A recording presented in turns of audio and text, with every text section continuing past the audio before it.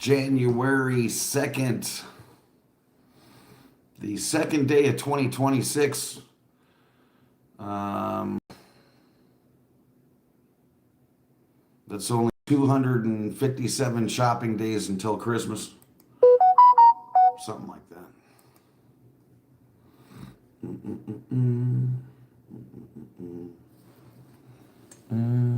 Hold on, guys. Let me see here. Okay. Should have charged that up. All right. Hope everyone's having a good morning. I guess this is probably the first day a lot of people are getting back to work. Well, hopefully you have today off. You don't have to work till Monday.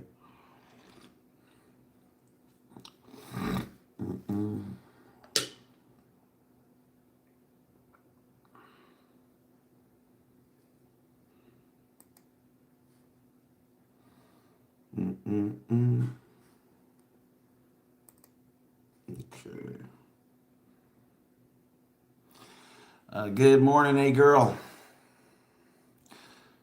Is that even? I don't think so. I think that's better. Okay.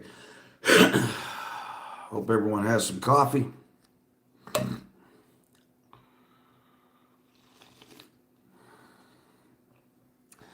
It is going to be a little bit warmer today, I think. And I think the rain has stopped, hopefully.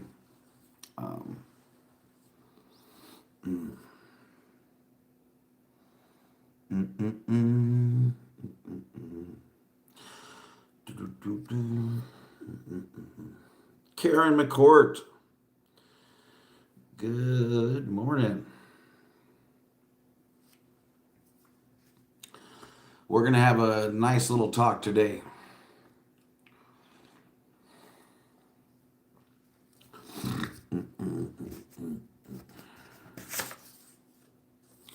Oh, in kitty news, Roxy slept up on my bed last night, first time since her operation. So she's in a good mood now, and her breath's not stinky, and she's happy, and I couldn't be any happier. Hope is next. David, good morning.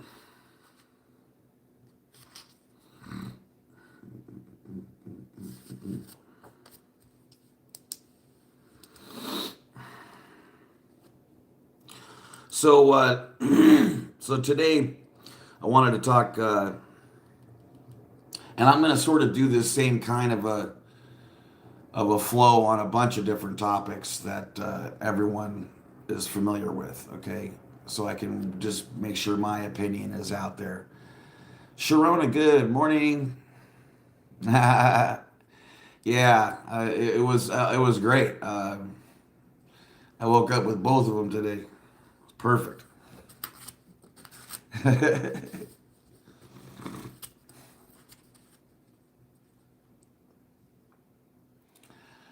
Why does Mr. Potato Head have a mobile in case Mrs. Onion rings?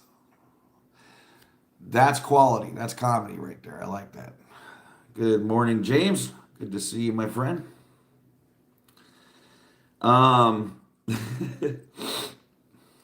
That's so bad. That is good.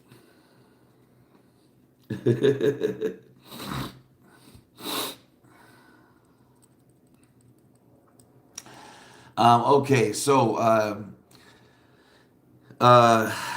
Masterson, Scientology, drugs, and common sense. Um, I know a lot about three of those things. Common sense would be the least, you know. Growing up in a cult, that sort of happens. But I came along and I got the common sense later. But I'm just saying, I think I grew up without a lot of it. But yeah, I this like just so you guys also know, when I got out of Scientology, you know, I think my last cycle I ever did was 92 or something like that. So and I didn't do anything before that for like a year, and I think I did the Pura and nothing before that for a few years. So like I was just, and I only did those cycles because my boss paid for them, so I was sort of screwed. And my boss was an OT8 weirdo. Um, so anyway, when I finally stopped working there and moved away from Pac, because I used to live within a block of Pac for many years, and then literally next door to AOLA. I moved to West Hollywood, and this was, late 80s and early 90s, and I loved rock and roll. I loved hard rock and heavy metal and all that, and that was king. The Sunset Strip ruled the land, and I met everybody that you've ever wanted to meet. Anyone who someone had on their wall, I've met probably many, many times. Um, and the parties I've been to, the stuff I've done, the things I've seen, um, it's yeah. So I've been through it and I've seen it and I've done it and da da da da da. So I have a really good idea what the hell I'm talking about. Okay. Um, and there are just some very simple rules when it comes, to drugs and things like this. Okay. In the real world, how things, because there's stuff that actually happens that everyone knows happens and remains true 98.1% of the time, and then there's stuff that 98% of people will tell you, but they all know it's false, completely false. Okay, and these are all my opinions of stuff I've seen over my lifetime and how I apply that to the subjects we're going to talk about. Okay, so they're my opinions, and they're formulated from, like I said, massive experience. I had a really short window of drug use that was about 6 months where I went hard in the paint, and but it was just coke and meth. Like I don't say just coke. It sounds ridiculous, but like I was always afraid of anything that was like mushrooms and that kind of stuff, or PCP or whatever could melt your face or melt the walls. Like I wanted no part of that stuff. Um, and and I noticed one thing that happens when, and it's just so crazy how, and everyone will tell you this who's gone down this road. When you start doing drugs, all the cool people you knew vanish. They just, they're gone. And then and they're replaced by weirdo, derelict losers. And you're like, oh my God, this is my new friend group. It's amazing. Um, and then when I stopped, all the cool people came back and were like, we were waiting for you to come to your senses. But, people who've been through it also know that those on drugs, like, it's just not a good, you don't want to be too close. You know what I'm saying? They'll take you down with them and some kind of stupid stuff. And you want to have that arm's length, right? And then there's people who will do drugs like recreationally, a la, at a party or whatever. So maybe 4 times a month, person X does drugs, okay? And then there's the people who have to do it every day, all day long to get by. And then there's other people who say they do it recreationally, but they have the power, money, and/or means to do it whenever they want. So even though they're doing it all the time, it looks like it's recreational, or they can pawn it off as recreational. Okay.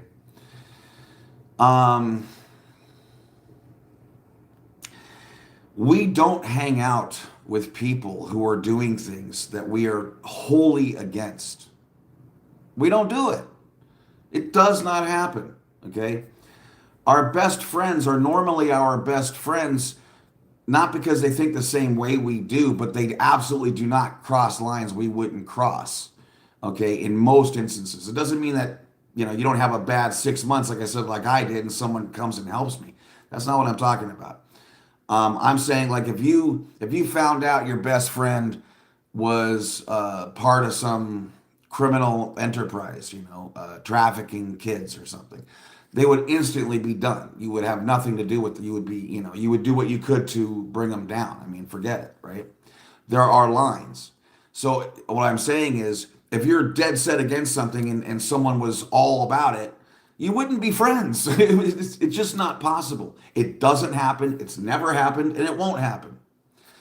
Uh, Asterisk, there are exceptions. Who cares? Okay, this just proves the rule. All right. So there's also body types. Okay, there are body types that are due to certain behaviors that involve drugs and drug use. Okay, I knew personally more people who were 5'10" and 140 pounds than most anyone on earth would know. Okay. Um, that is a incredibly rare body type. It's 1 in 200, 300. Go to a Walmart in Fort Dodge, Iowa. Tell me how many guys you see that are 5'10", 135 pounds, 6'1", 140 pounds. Tell me how many you see, 6'2", 145 pounds. Tell me how many you see. You'll believe me, you'll have many fingers left on one hand to use. Okay. Um, it's a very rare, but in Hollywood, you'll see entire casts. Everybody in the show has that exact body type. And one reason is it allows you to play younger. Okay. That 70s show, right? They're trying to play teenagers when they're in their 20s. Okay. They're college grads ages, but yet they're playing teenagers. And you can pull that off when you're 140 pounds. If it's that rare to see one person like that, how rare is it to see 6 or 7 in a room like that? Like, you see what I'm saying? But I would see it every single day when I go to rehearsals, okay, of my friends' bands. Now, did they have something in common? Did they have something in common? All my friends that were that size? Yes. Yes. Okay. They all partied. They nose candy, and then you get a burger here and there. So a slice of pizza. That's about it. And then you live off the calories of, beer, and your body somehow translates barley into a food, and you just keep going until you can get some more blow. That's what an enormous amount of my friends did.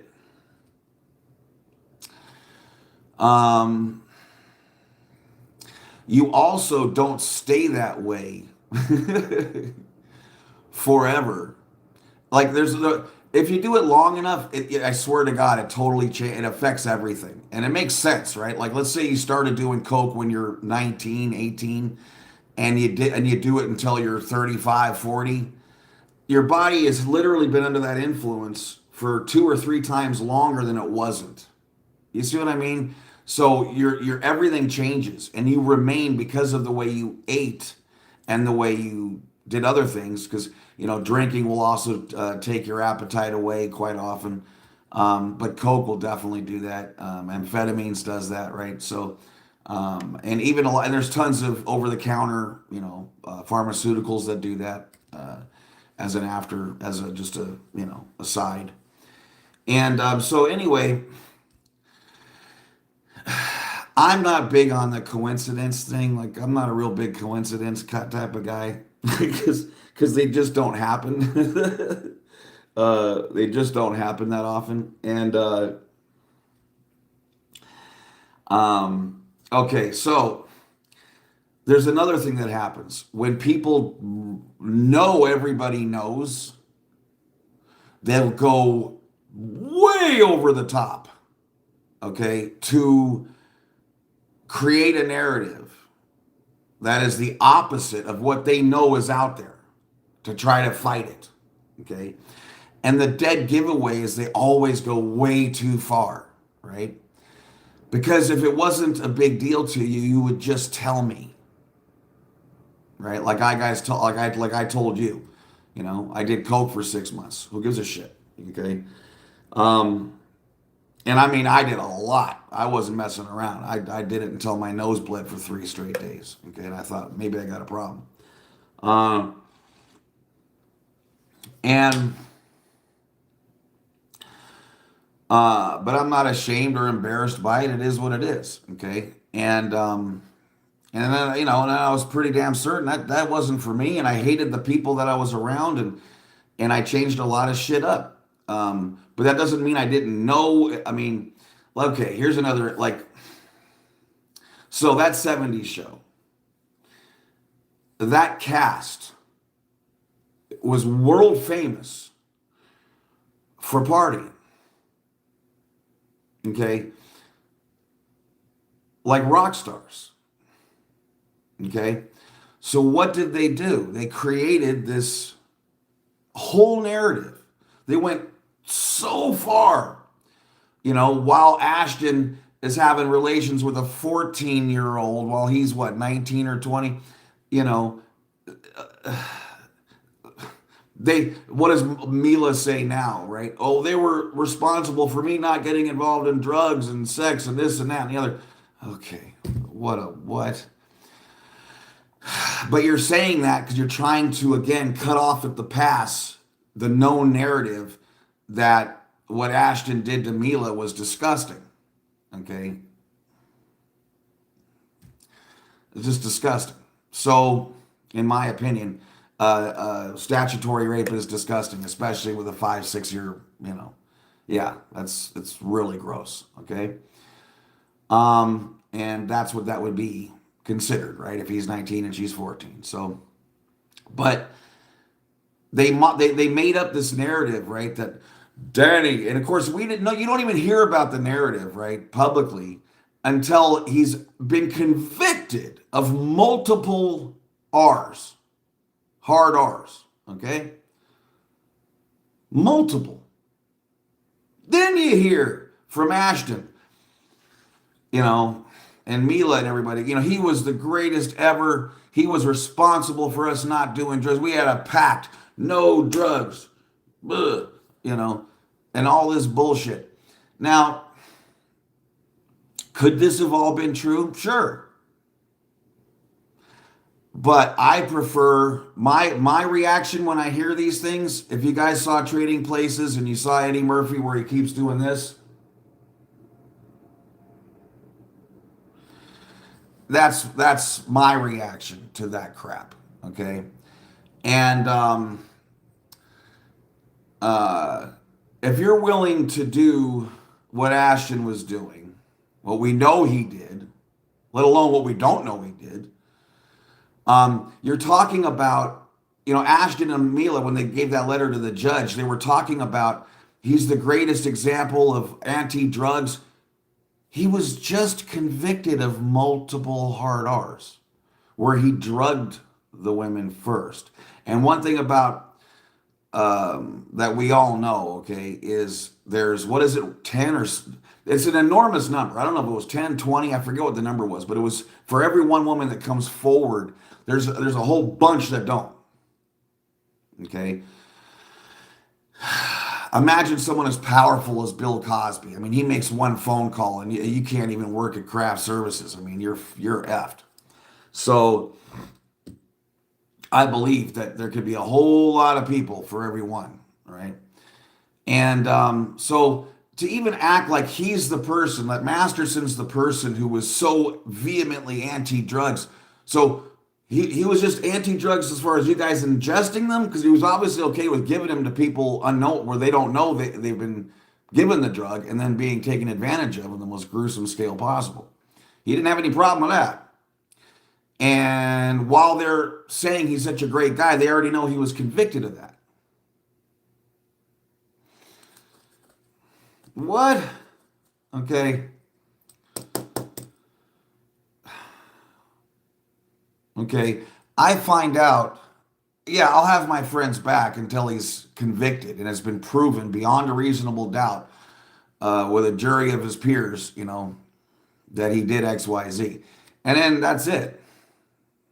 You know, goodbye. I don't want any part of that. Okay. Um, so to act like you're anti, and he's so anti-drugs, and that was so important to Ashton, who'd been hanging out constantly. His best friend is Diddy since what, 2003?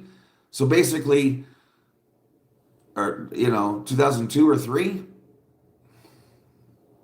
Holy, And let's not get too crazy with the anti-drug set of that '70s show when one of the stars actually fell off in the third season and ended up dying from drugs complications.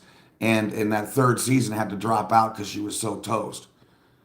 That doesn't sound like a drug-free environment to me. Okay, but anyway. But my point is, the stories always go so far the other way when people know they're guilty, right? That's when you get the "I didn't inhale." What? What? Okay. Um, and then the people around those people. So who hung and partied with Danny Masterson? Okay, Ashton Kutcher, um, Valderrama, and those people. Okay.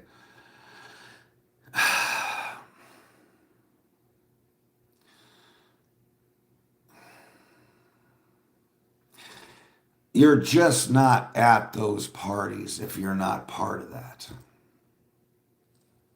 Or we're at least part of it for some period of time where you're now trusted. Okay. Um, Let me count how many people I knew who never ever did drugs, um, who came to parties where there were drugs. Zero, because those people just don't go. They don't go to those parties. They go to parties without drugs, and there's millions of them. Okay, um, so if you're even around them and you say you never did coke or you never did meth, that could be true, but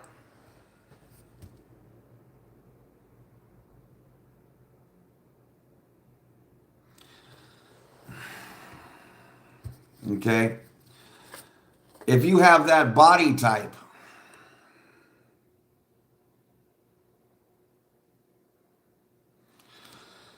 uh, okay, so Diddy best friends with Ashton Kutcher. There's what this much paperwork right now that you can read from indictments and from people's testimonies, eyewitness testimonies. Every one of these Diddy parties was a drug fueled bonanza, insanity nightmare. But just what was at the parties, no matter what. Like Diddy made there's a one of it, and it was settled out of court. The guy, one of his one of his like assistants or whatever, sued Diddy and won out of, well, it was settled out of court. Um, that they had to wear fanny bags. Even the cooks, like the chef, would have to have a fanny bag, and it has to have coke, ecstasy, pink coke, which is that 2C. It's there's actually not cocaine in it. It's actually meth, which is another way people can say, I never do meth, but they did 2C. So you did meth, idiot. Benzos and it's benzos, meth, and ketamine. But you had to have that on you. On you. Okay? Does this sound like a party someone would go to more than once? if they knew, once they knew what was going on. There's a eyewitness testimony from people who cleaned up, okay, after one of these parties. They got like a half an ounce of coke just cleaning off the tables. I mean, that's just phenomenal. That means there was just Scarface mounds all over the place. Okay? Um, that's incredible. So you would definitely not go to more than one of these, let alone would you host one.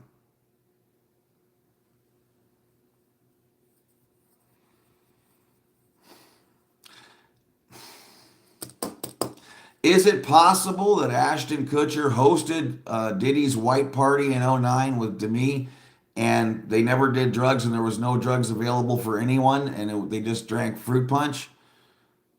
But of course it is. It's absolutely possible. But,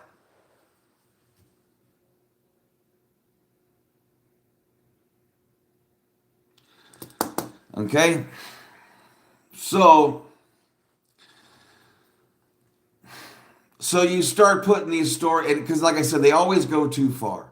Instead of saying, yeah, we did coke like maniacs for 4 or 5 years and then we got over it, it's, I never did coke in my life. I never did meth in my life. Get the F out of here with this bullshit. And you'll always hear that kind of stuff from people who are already busted as liars. They're already known liars. So it's just, come on, man. And that's why it's so easy to keep lying. Once you're busted and known as a liar, that you've lied about a lot of shit in front of a lot of people, it's really easy to lie. I mean, who cares? There's not most of the good people don't like you anymore anyway. So it's like, who cares? Might as well go for it, you know? So you have to, people can say whatever, but you look at what they do and then you know, right? You know, a lot of us say we're anti-Scientology, right? And myself and some others, you know, we actually protest and do our best to win this PR war, which is never ending, but to just keep that pressure on. And it's like and you see us do it always. That's what you see us do. You see us talk about it, do it, whatever. And you see us, you know, like I have 200 protests already you can watch? It's insane. So, and I haven't even been doing this 2 years. Then there's other people who say they're anti-Scientology, but all they do is attack anti-Scientology protesters. That's their total content. I mean, they'll show like an hour every other week of some absolutely meaningless phone calls, you know, to get a planner removed that's going to be back later. What? Who gives a shit? That's not fighting Scientology. I don't care if there's 1,000 planners, no planners. Doesn't mean a fucking thing to me or anyone in Scientology or anyone who wants to put a stop to Scientology. Both sides of the fence, no one cares. Nobody. Okay? That's why there's no minutes or record of the calls, because no one gives a shit. It's just the truth. But by all means, do whatever you want to do. I don't care. I'm not here to fucking take away from what anyone does, but I'm definitely going to address it. And you'll know my opinion. And anything that irritates them, great. But it's also like, you know, screaming at the side of the building while you're wrecked at 2 a.m. I don't believe that helps either. That's just me. So again, you can say what you want, but if you spend your time attacking those who attack Scientology, you're pro-Scientology. It's that simple. Okay? Otherwise, move on to someone else. If your whole game now is just to, you know, get hate going for people, well, pick the next one. Why would you keep the same one for 9, 10 months? Unless that's what you're paid to do. And by the way, oaths is real simple how they work. It's the easiest thing in the world. You have 150 accounts. You go to the CVS, the Rite Aid, you buy 200 prepaid Visa cards, $300 a piece, blammo, boom. And now you can support the hell out of anybody you want, make them seem popular, make them seem like that's the narrative people are following and care about. It justifies you getting paid, even though when you try to raise money, you can't raise nothing. 7, 8 days goes by, you don't even get $5, but we're supposed to believe it just raining every single one of your programs where you say the same shit as you did the day before. The same thing again tomorrow. The same thing as a week ago. That's not content. No one cares about that. Okay? That is propaganda. That's something that you're actually compensated to do. Okay? Is it possible that you're not compensated, and you're just some wackadoo weirdo goofball who actually wants to destroy the people that are fighting against something that hurt you as well? Sure, anything's possible. Um, so again, with Scientology, okay, drugs, um, Scientology they can take certain black eyes, okay, and there's certain black eyes they can't take. But all you need to know about Scientology and what we're saying here is the women who proved they were hard were thrown out of the church. Not that they care, because I mean, quite honestly, it's the best thing that ever happens to anyone when you get kicked out. That's my personal belief. Because there is no cost. There is nothing that once you're out, you're not going to believe is worth it. Nothing. Because you don't even know the freedom you lost while you're in. Like, once you're out, I would have given up my family for that freedom. I would have. Okay? Because that's if they were trying to impress that shit on me, but they didn't. Okay? So, but anyway. So my point, so Danny Masterson has never been declared.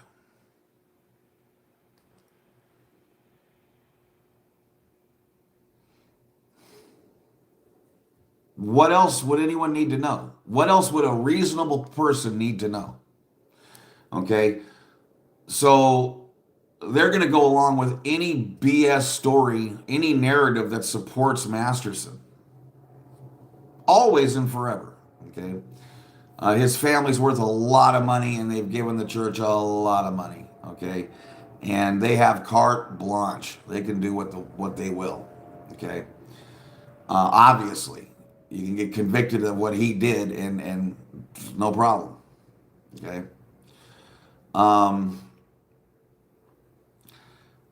So again, you use your head with the slightest deduction skills, okay, with the slightest reasonable common sense, you'll come up with what was probably real versus what you heard. What we hear is absolute nonsense, right? That letter Ashton and Mila wrote was just one of the most amazing things I've ever heard. He was convicted of drugging and hard R-ing multiple people. Greatest father you've ever known. Oh, what a friend. There's no one who I wouldn't rather have my children with than him. He's taught me how to be a stand-up guy, how to... This is crazy. Okay? It's crazy. This is insane.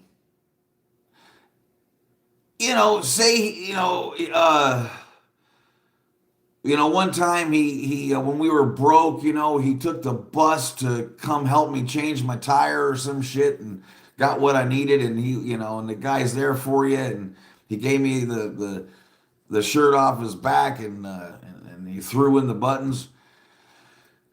You gotta love him. Okay, I can deal with that.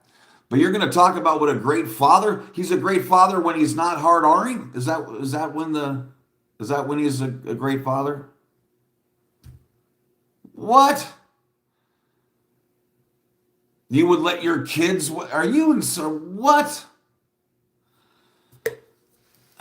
And keep in mind, there is no hard R that's not unbelievably, indecipherably ill, okay, and sick. But my point here, okay, is this is a man who had his choice of 1,000 women in Hollywood who would have immediately recognized who he is and knew he had money and power and blah blah blah, and would have happily, been with him, especially in LA. It would probably be harder for him to turn him over in West Des Moines than in LA, quite honestly. So it wasn't about his access, it's about control and power. And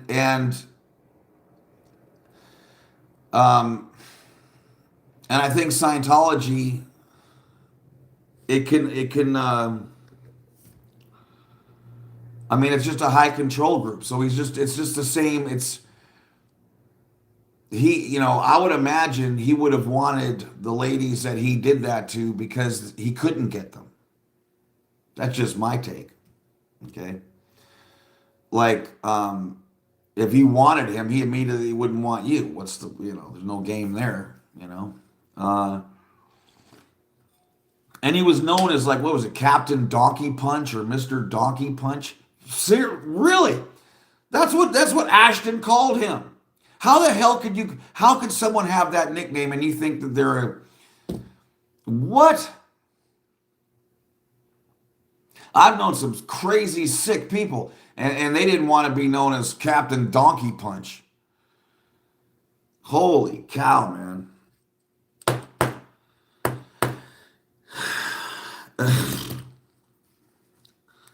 All right, let's see what everyone's saying.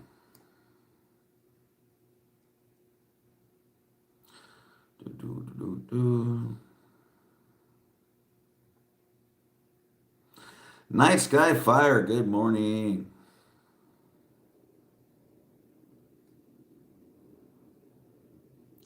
Oh no. I'm so sorry, Sharona. Oh my God. 18-year-old kitty. I am so sorry. Can we get a bunch of hugs for Sharona? I don't care if you already did. I want more hugs for Sharona. That is the worst. I'm so sorry. Oh my God.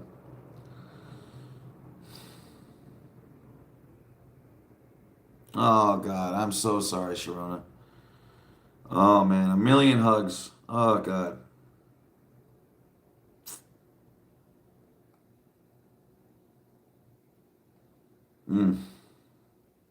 Morning, Jersey Jan.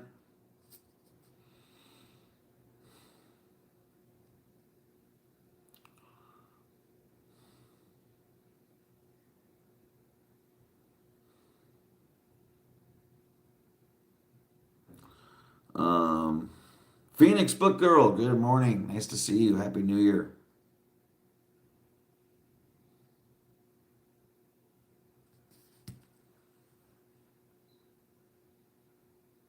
Run away. That's a great saying. Dave said, run away from grenades when the pin has been pulled.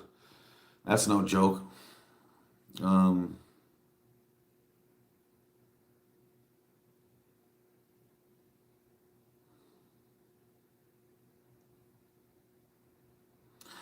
Farrell, Cheryl, love you, baby.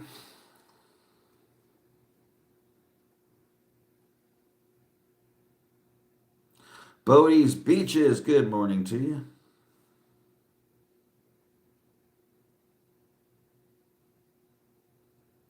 Night Sky Fire said, I knew a kid in El Paso that just escaped that he was going to run rugs and that he was going to use them as part of it. Wow. Sharona, I can't imagine doing any kind of stimulant at this point in my life. I can hardly drink caffeinated coffee. Yeah, I couldn't even imagine. Like, drugs after 50 is just really crazy. Drugs after 40 is actually really, really crazy, especially if you're unhealthy. It's super crazy. Um, but, what are you going to do? People will be people. Yeah.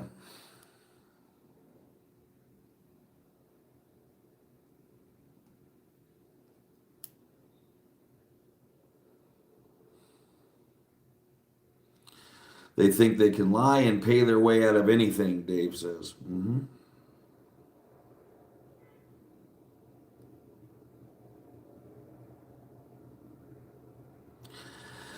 Yeah. A-Girl says, I wonder how much money and control Mrs. Masterson, the Hollywood manager, has, besides every sibling being in high-profile shows. Yeah. Yeah. I mean, that's a lot of power. For those who don't know, Danny's brother is the dude who was in that Malcolm in the Middle. He was the big brother on Malcolm in the Middle. And I think their sister is killing it too. I don't know. But yeah.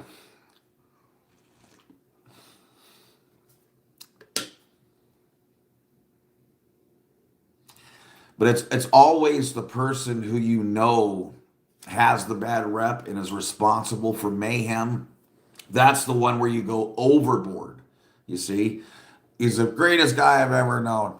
When it comes to being a father, you cannot be any better. In fact, we called him Mr. Doting because, he was there 2 hours early and, he would tuck his daughter in, at 3 in the afternoon. The guy, and he was there every morning, made pancakes. I love the guy. That's what you say when you know it's the exact opposite. Because if you're going to lie, you might as well serve it up. Okay? You know. But like, again, is it possible you're anti-drugs, um, but you're at Diddy parties? Sure. Ooh.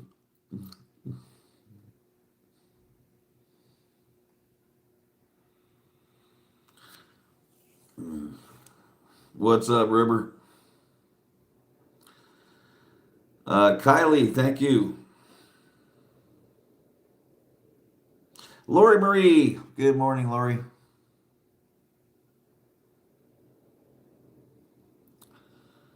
Uh, Lisa Pete's in the house.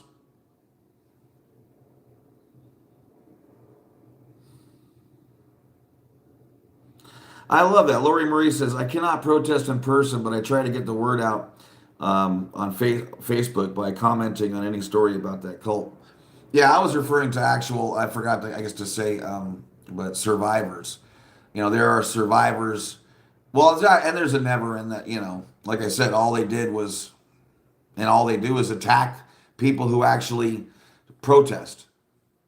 They don't, who do they attack that doesn't protest Scientology? Who? And if you were here just to show, I'm going to be against all the narcissists. Well, start with yourself. I mean, she's the biggest narcissist I've ever seen in my life. Incredible.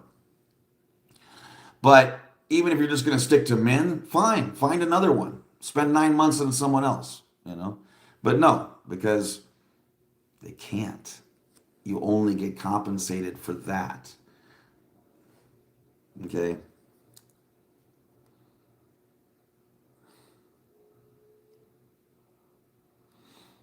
No one's gonna pay no one's gonna pay you to talk s about other people you perceive as being a certain way. Because no one cares. You're an idiot. That's why.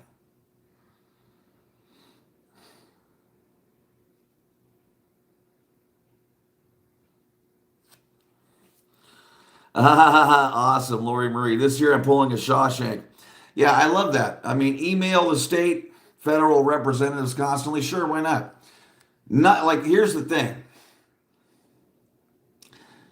Um, there is almost nothing outside of shouting at 2 in the morning at the side of buildings, or being, shoeless and stinky and cursing at senior citizen women, things like that. I'll never be behind. But any other protest, even if it doesn't make a lick of sense to me and doesn't have anything to do with anything, if if you're happy spending your time doing that and you think it irritates them, by all means do it. I'm all for it. Why would I say no? Do it. Okay. But I'm interested in, as a survivor, I'm interested in getting the word out that it's evil, abusive, and horrible. Okay. And I'm here for one reason: to make the hardest job in the world, which is recruiting new Scientologists, even harder. That's what I'm here to do. Okay. And hopefully turn what was an incredible negative in my life, growing up in that, into a positive, and be willing to confront and put in all the work and time and effort necessary to do that. Okay. And that's what I've done, and plan on continuing to do. So, um, yeah. So, but do I care? Like, I want the planters at PAC. I've told you guys that it's the ugliest thing I've ever seen. But does it make any difference to the church if those are there? No, of course not. And we could do whatever to get them down. They could put them back up the next day. It doesn't mean anything. So that's why you don't see me do, like, you'll never hear me make a phone call to the police commission. I won't. Okay. The people who were there every day or every week, they've been there 30 years. You can't get a stop sign. Okay.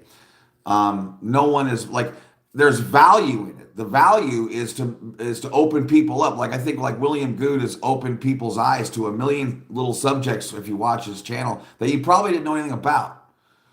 That's the value. Okay. Nothing can ever happen if no one knows what's happening. So that's the first step. But even though he's been there every week forever, Good's the first one to tell you, he wanted the LAPD got exactly what they wanted and more, even though he was there every week to fight against it. They got 375 million or whatever the hell, some ridiculous figure. They got everything they wanted and more. Okay. So the real value is to just let people know Scientology sucks. Now, I don't know how you do that through Christmas lights or whatever. I don't know,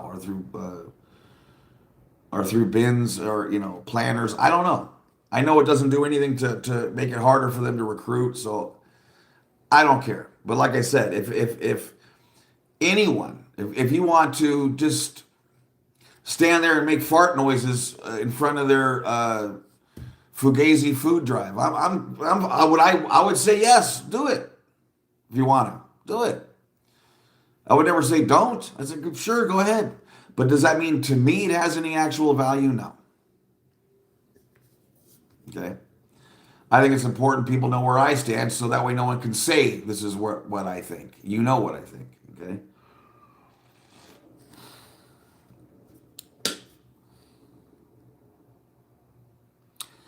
All right. Magnus from Hoboken.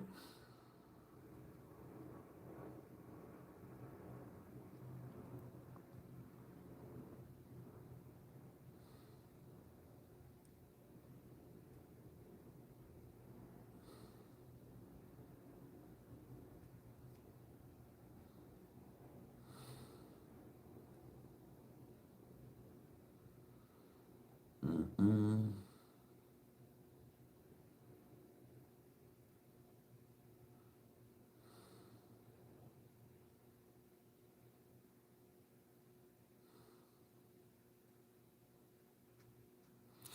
Oh, wow. YouTube watcher here. Late joining and usually on the replay crew. Since yesterday and today are heavy topics, I thought comparing New Year resolutions and goals inside and outside COS could be a timely topic. That's interesting. Constance June, a very, very good morning to you. Um, Lori Marie says, at least Ashton appears to be paying the price for his association with Danny and the cult.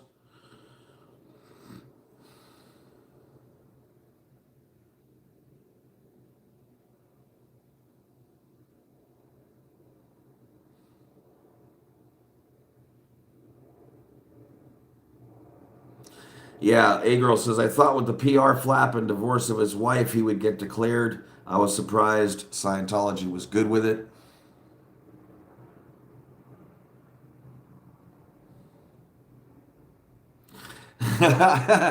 Magnus, keeping Masterson is important for Scientology. They need him so they can uphold their absolutely horrible image. That's excellent.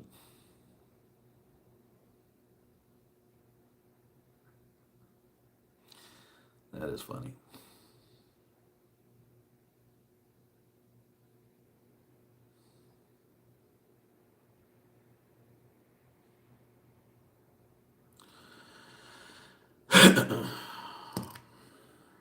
Mm-mm-mm-mm-mm.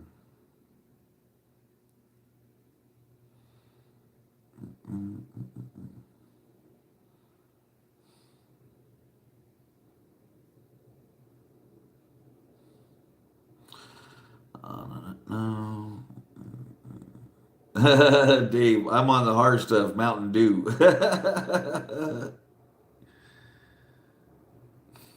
Soda, by the way, is one of the worst things ever made on this entire planet for you. If you do any research into what Coke does to you, you'll find out. I think it actually really helps me understand why a certain someone has gone batshit. It is one of the worst things. Outside of a blooming onion, Coca-Cola is honest to God one of the worst things you could ever ingest. I'm not talking about a Mexican Coke with pure cane sugar. I'm talking about, with the fructose corn syrup, high fructose corn syrup. And, you know, a six pack of Coke a day is, 60, 65 teaspoons of sugar. I mean, it's just incredible. Oof.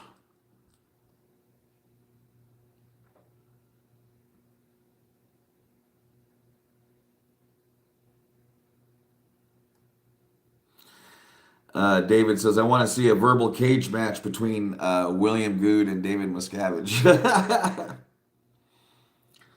Miguel, what is happening, my friend? Happy New Year to you.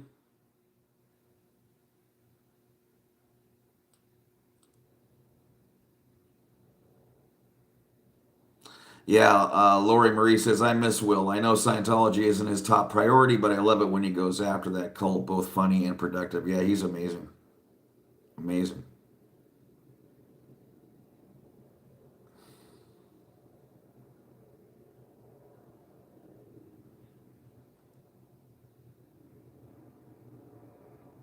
Oh, Force of Nature, cranberry ginger ale. I rock that. I rock that. That's good stuff. Yeah. Get yourself if you like cranberry, and you like ginger ale, you'll love it. I think it's great. But I mean, one glass a month is fine. It's just, but it's yummy.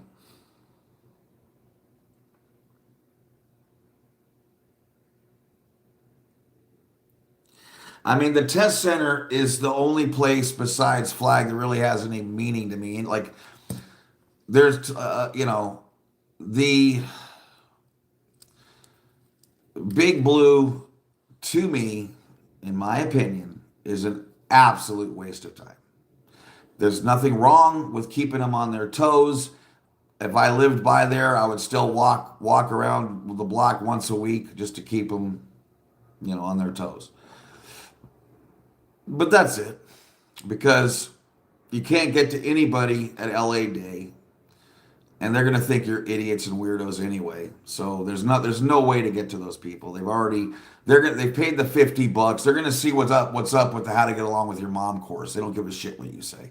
They're gonna do it. Okay. And same thing goes for and then the people at Asho you can't get to, you can't talk to. And the people at AO couldn't possibly care less what you have to say. It's just a waste of time, in my estimation. Okay? And it's a PR war. Everyone there knows about the SPTV Foundation and that there is help and that they can get out. Okay? If they needed that. But in most cases, you're so entangled. It's not a matter of that. It's not a check that's going to solve the situation. Um, so what destroys Scientology is not having new bodies come in. Okay, very few people make it. So after you do the How to Get Along with Your Mom course and how to get along with my boss and whatever, they're gonna send you down the road to ASHO, okay, and to a registrar there who's gonna get you on the bridge or throw you in the street. That's what's gonna happen, okay. And then so you might pay for your comm course or something, or even the HQS course, or maybe successor communication or ups and downs, something like that. But when you finish that one, that's when they're going to club you with the HQS course. There's no more messing around. Especially, and they were never as nice over at ASHO as they were at CC anyway. And you can't even go to Celebrity Center anymore unless you are an artist. Okay. And then people just fall off, right? But what absolutely destroys them, it's a numbers game. So we're making it so much harder now.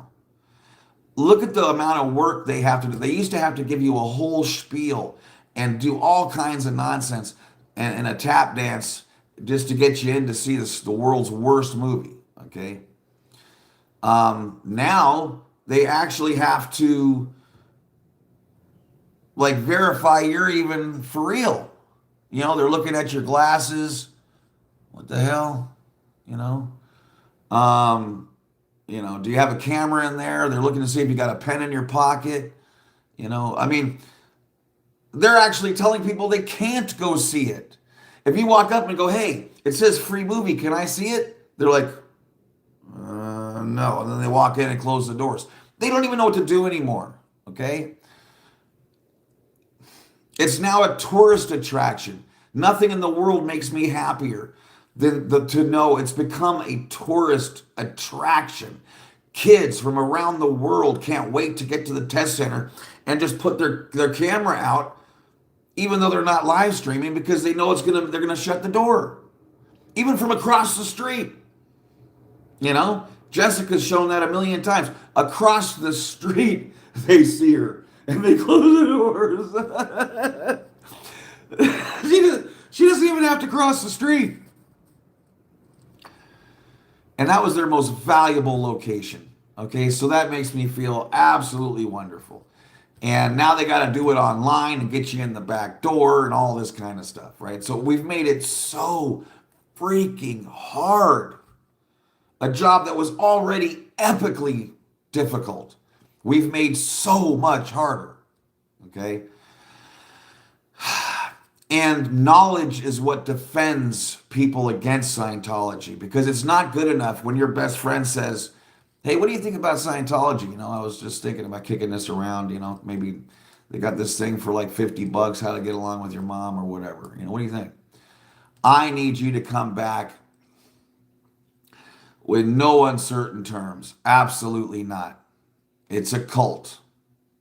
It's evil. They destroy families. They abuse children. They don't even believe in children. Okay? They abuse the elderly. It's a horrific place, top to bottom. Oh, shit, thanks. Thanks for letting me know. Okay? That's what we're doing here. That's what destroys Scientology. Not some, like I said, I'm black-pilled when it comes to court cases. Can they work? Yes. Do they sometimes work? Yes. But overwhelming majority of them end up in a payoff, which I'm not even saying is a problem either. It is what it is. Okay? So But my point is, they don't end up getting in trouble. They don't. What's going to kill Scientology in America, what's going to end Scientology in America, is no practitioners. The ideal orgs are empty. Word of that by itself gets out, and they're in big trouble. Okay. Um, they have to hide that at all costs. There's a bunch of things that are going to happen that are going to make it exponentially more difficult for them as time progresses. And one of the things that makes it so difficult, I've shared with you guys many times, even with everything I know, I would have a super hard time getting somebody in Scientology if they were in an empty course room. That would be rough. That would be rough. That would be someone I would give a 99% chance of blowing soon. Okay, so and this is how we end up getting rid of them. Okay, this is how. Now I'm not saying, by the way, I'm not saying PAC doesn't have a use. I love Tori being at PAC, with the Scientologist sign behind her and people walking by and, saying hi to her and seeing the sign and getting pictures, like, I love that. It's a great place to be doing that. Okay. But that's about it. Like I said, if I lived there still, once a week I would go around and just to keep them on, DEFCON 2 so they can't get free gum or whatever. It's going to keep them from getting onion rings, or I'm just going to be a pain in the ass by doing that alone. But that's all I'm going to do. And that's it, because that's not where we're effective, Why is it effective at Flag? I mean, that's the worldwide headquarters. That's the moneymaker. That's everything. That is everything. If you're actually saying Scientology, that is Scientology. Okay? The San Antonio org has no hope of remaining open past, another however many months. Just like, why did they never open one in Birmingham or El Paso? Because there's no chance in hell it's going to work. Or Little Rock. There's no chance. So,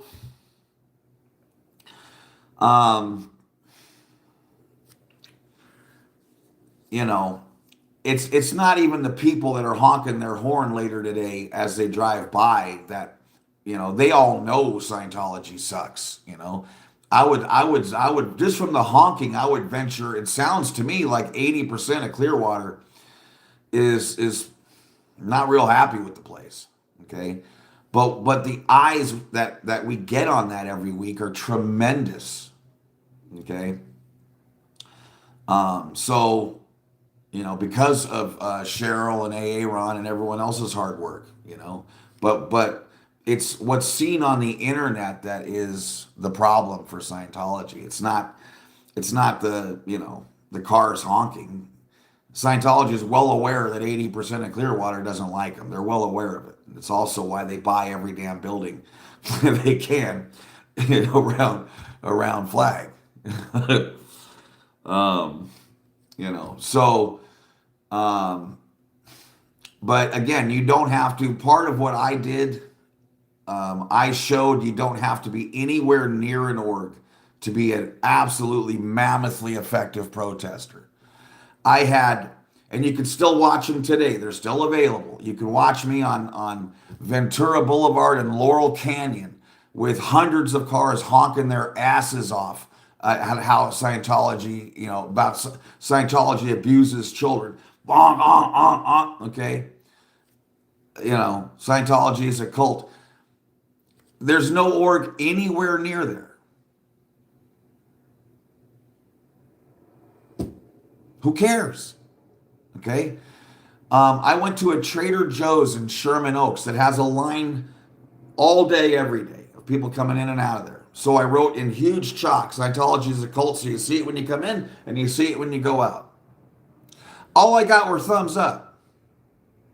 Then I put flyers on all the poles around there, and there's a mall across the street. I went to the mall, held up signs as the cars came out. They're honking their balls off. And then a group of like 6, 7 kids walk by and they look to see what I'm holding, and they were like, yeah, F Scientology, blah, blah, blah, blah, blah. What a great day. What a great day. And I was nowhere near an org. Okay? That's one of the things that I, showed everybody, because all people were saying, I'm nowhere near an org, or you got to be in front of an org. No, it means nothing. In fact, it's smart not to be. I said we could avoid all the lawsuits, and I was right. We wouldn't have had a single suit if we weren't in front of there. Not one.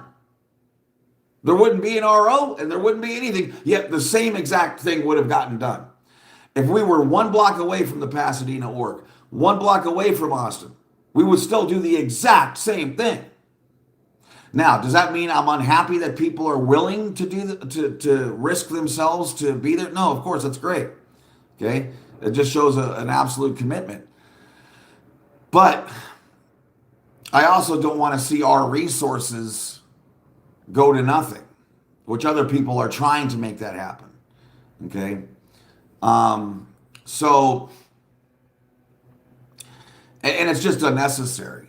Now, flag is different. Like I said, that's the Super Bowl, man. That's the whole damn thing. That's the kit and caboodle. That's the one place making money. Okay, that's the one place crushing it. Okay. Now, granted, they had to steal from everyone else to keep crushing it. It's not going to be that way too much longer. Okay, because there's just nothing left to steal from. And their stats in the last 20 years are devastatingly bad. But that's where we are now. Okay, and so the test center in Hollywood, I'm super, super happy, when the way that is now. It almost runs itself now. Like it almost doesn't need a protester anymore. Anyone walks by and just holds their camera. Davey Mismanaged, I was talking with him a couple of weeks ago, and he's so funny because he lives right by there. And when he's not protesting, when he just walks by to get a smoothie, he'll put his camera up and I mean, that is so funny. You don't even need a sign. You don't need anything. Just yell Twilla. Boom, everything shuts up. So to say they're having problems is an understatement. To say they could no longer do it the way they did is an understatement.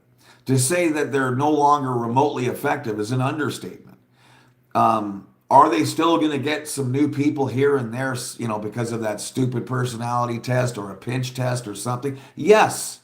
Will they still have the perfect timing at times where somebody who really needed that love bombing and needed to hear what they said, it all happened at the perfect time? Yes. Will they still get people? Yes, but it's going to be so few, okay, that those numbers don't work anymore.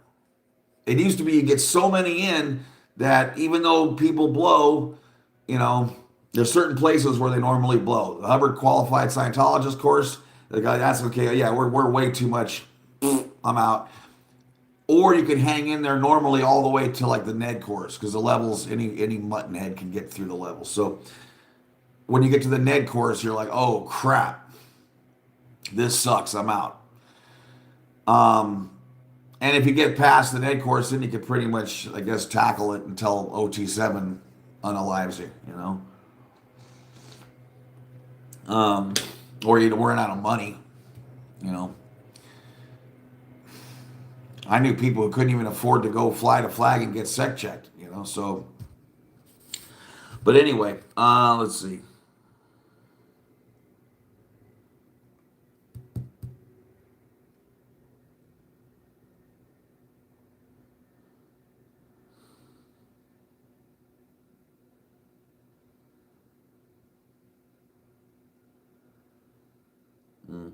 Amber, nice to see you.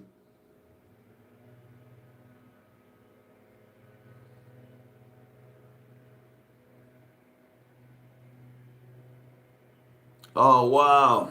Miguel's daughter and son-in-law coming down for the Chiefs game. VIP, baby.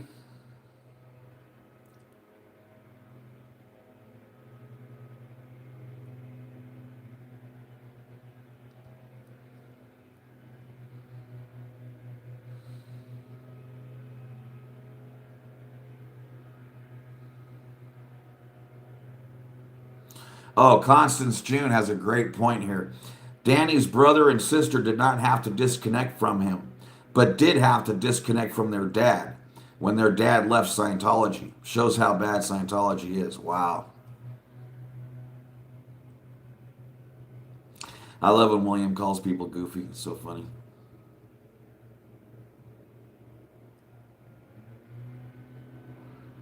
Oh, Sharona, I'm going to eat another devil food today when we go to the casino to eat. They make funnel cakes like you find at a fair. Oh my God. And by the way, I wanted some of those meatballs you made for the party on New Year's Eve.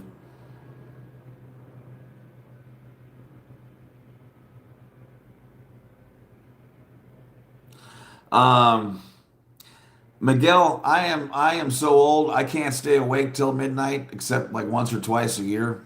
Um, I don't know. I fell asleep.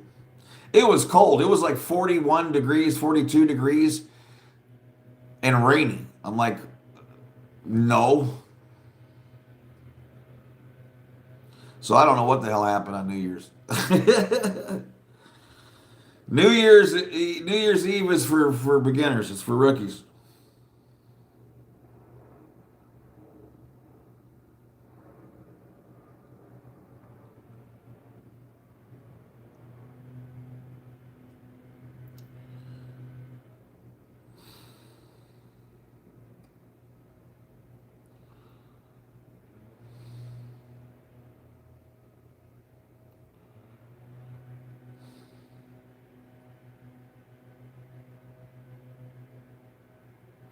Oh, Constance, yeah, that was absolutely incredible. One of the best protest days was when that kid came up to Eric after reading his signs. Yeah, a kid who was trafficked by Scientology from Venezuela was looking for me at LA City College because I've been putting up flyers for months that Scientology kept taking down over and over again, and I just kept putting them up like a madman, and until they actually had to shave the poles. It was unbelievable. And he came up to me while he didn't want to be on camera at all. He was nervous about it, and we had a hug, and it was that was incredible. That was incredible. Damn, that was incredible.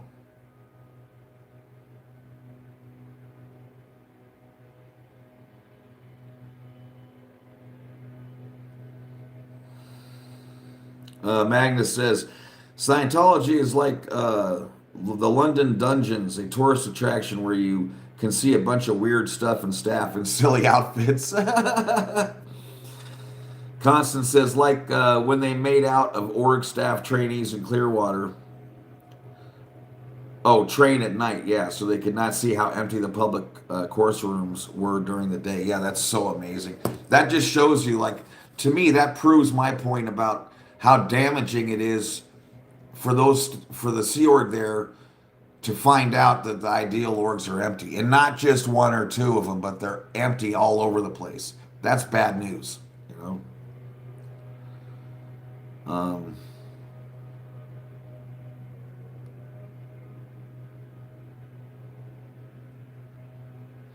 Sharona, they were yummy. I left all the leftovers at my friend's. See,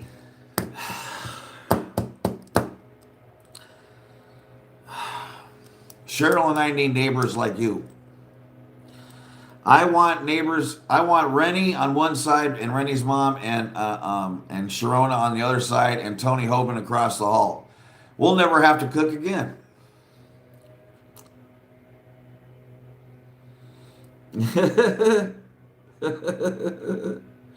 Hi, Trent.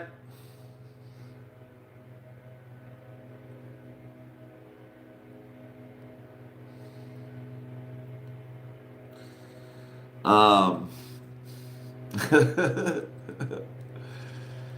Yeah, it was really interesting though, because after using 75,000 staples,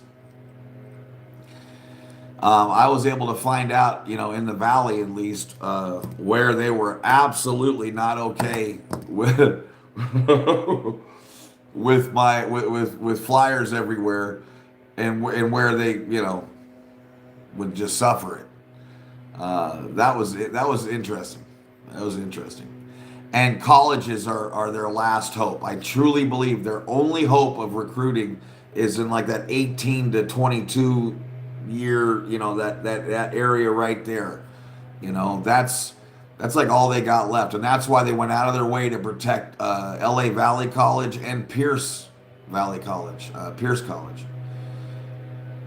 That's 20 miles away, okay, from Pac, even further probably. But they had to drive there and in the middle of the night take those things off, and there was no way to do it other than to walk that thing, or I mean, you could still have a electric scooter or something, but you couldn't do it from the street and just like take them down. You couldn't do that. And you guys know, I put 20 staples in every 30 staples in these flyers. I mean, you would just see millions of little dots of paper. It was crazy.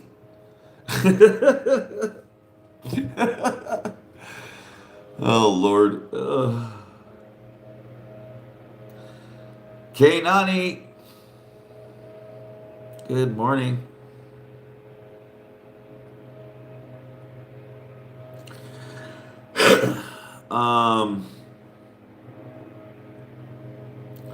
Hi, not ho.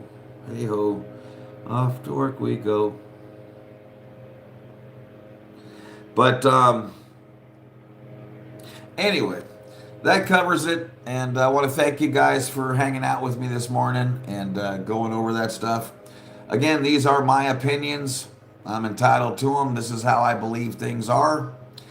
And I'm sharing that with the people who care what I think. So, yeah. So thank you guys very, very much for being here. I appreciate you. And if I don't see you later today, I'll see you tomorrow morning. Until next time, love you guys.